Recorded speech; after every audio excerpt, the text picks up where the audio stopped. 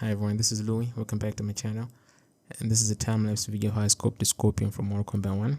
And let me just start off by apologizing. I know that I'm late with this one. I was supposed to post it last week, but I kind of got engaged. Okay, not engaged per se, but then I kind of, had a lot on my plate to do. Nothing like work related, just personal, because I'm learning animation, 2D animation. So my mind's just kind of been going there, figure drawing, and I'm also trying to improve on my anatomy. So I'm just trying to strengthen my fundamentals, because I feel I'm lacking as an artist. So I've just been trying to improve on the fundamentals. So my apologies, because that's where most of my attention has been going.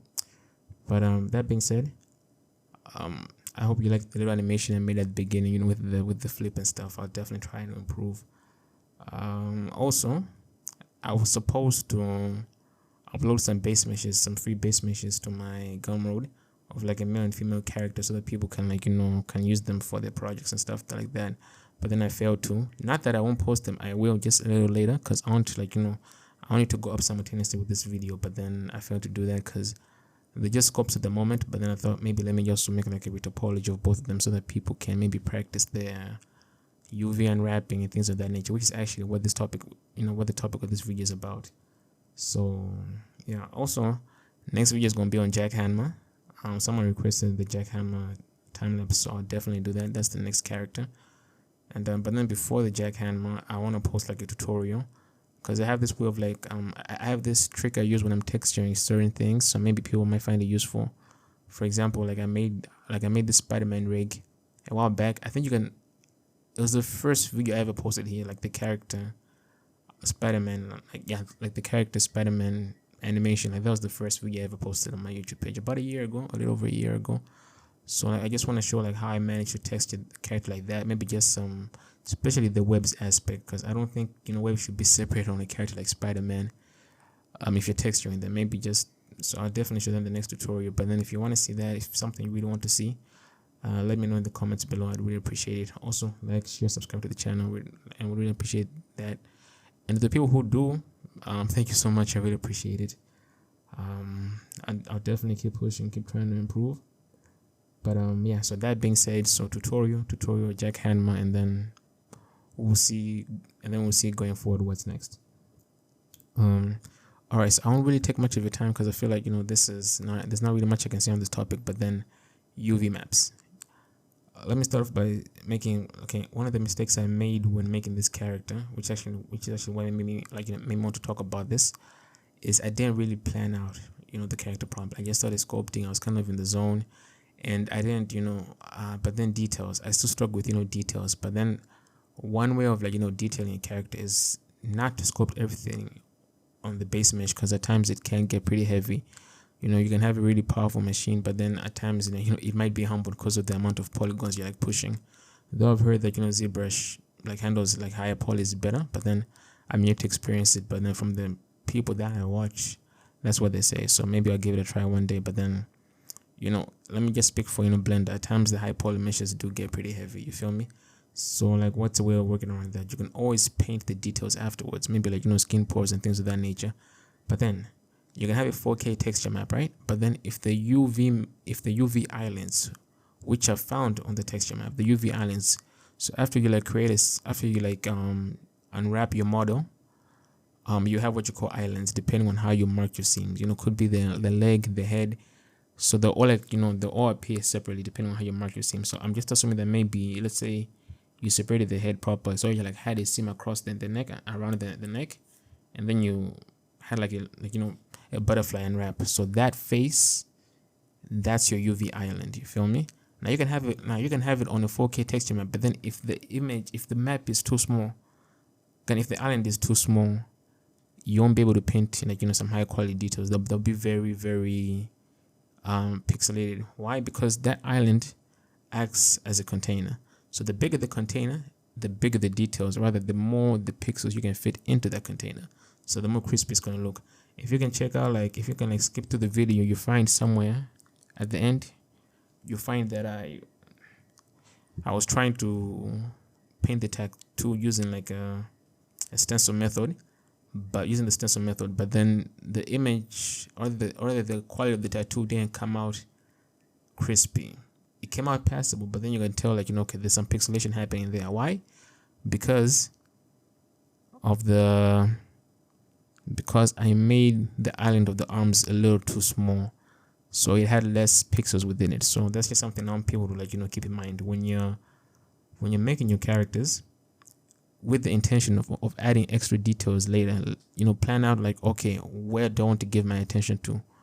Is it the face? Is it the arms? So make sure that you make those islands bigger on the texture map which you're painting them on. It could be a 1K texture, 4K texture. Come on, at the end of the day, the size of that particular island on which you're going to paint those extra details on, because you couldn't do it on the sculpt, are very important. The size, the scale is very important.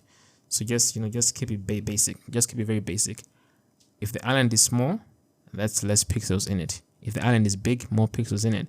Which is why so certain like I think we'll discuss UDIMs in another video, but then that's usually like a workaround. Also planning helps, like planning in the sense of good, like what am I going to use this character for? What's the goal of this character? Is it like to capture like facial animation? What am I going to be seeing more of on this character? What am I going to be seeing a lot of? Is it the face? Is it the hands? So whatever the subject of interest is going to be, the main subject of interest of your character is going to be, let that be where you pay attention to all of your details. You feel me? For example, let's say if you know that, okay, it's going to be like a facial animation thing, so I'm going to look at the face the most. Make sure, Woody, on your map, the face gets the most space. You feel me? Or maybe in terms of UDIMs, you can like put the face on its own texture map. You feel me? So things of that nature. And there's no need to have like high details everywhere. Just prioritize. Just also like save up space and things of that nature. Like to optimize the character a lot better. Choose good, like let the details be determined by what the character is for. You feel me? Because I think if you watched the one of the makings of the Avengers movies, was that Endgame? The studio said that they had two versions of Thanos. They had a version which was used for like up close shots, and then they had another version for when he was like at a distance, maybe like fighting or things of that nature. So like that's just pretty much how so all these big studios, they all have their ways of like working around their scenes, be it for video games, be it for movies. For example, across the Spider-Verse, what they did was like if it's not within the camera, don't really bother. Like that famous shot where he's like jumping off the building in the What's Up danger scene. If you push the camera back, like when they put the camera back behind the scenes, you will find that the buildings were just arranged in a very peculiar way. Like it was very chaotic, but then in the scene, it worked for the scene. They didn't have populate the whole thing, or like at times if there's like a car in the distance, what they did was just use simple geometry with emission shaders on them to act like maybe like lights, headlamps or stuff like that. So maybe just like a simple square, put it at a distance, put some put like an emission shader on it, and there you have your headlamps. You feel me? At a distance, it works. No need to model a car, put it at the back. But then you won't even be able to see it. You feel me? So that's a way. So that's basically planning. That's the kind of planning I'm talking about. You can do that for your scene. You can do that for your character. You can do that pretty much for everything. So that's pretty much what the goal of this video is. Know what to prioritize. You feel me? Same can go if you're maybe what's the best thing? Okay. Prioritizing. Same thing can also go for maybe your art journey itself. What do you want to do? Do you want to be an animator? Do you want to focus more on portraits? You don't have to do everything. You just really have to know what you want to do and then focus on that. If you want to add more, cool, keep going. But then just focus on what you're really passionate about first, and then the rest can just keep coming. Okay, I just hope I didn't I didn't stray too far from this. But then that's pretty much all I wanted to say. So basically the pixelation. So, depending on the style you're going for, if you want to avoid the pixelation of of your details, make sure that the UV islands are big enough on the area.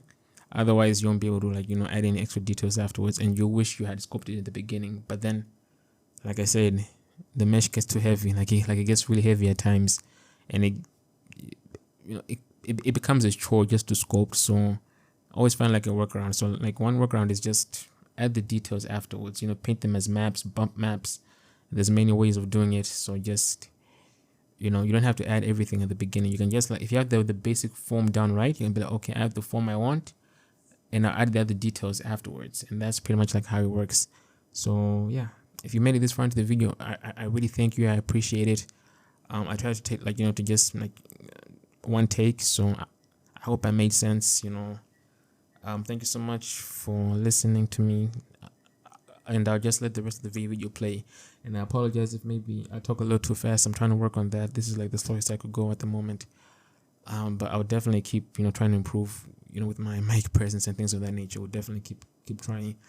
So yeah, so enjoy the rest of the video. Leave a like, share, comment, and we'll keep doing I will keep doing my best. Just thank you so much for those people who've subscribed, who comment. I think I'll give proper shout outs next video. So thank you. Enjoy the rest of the video.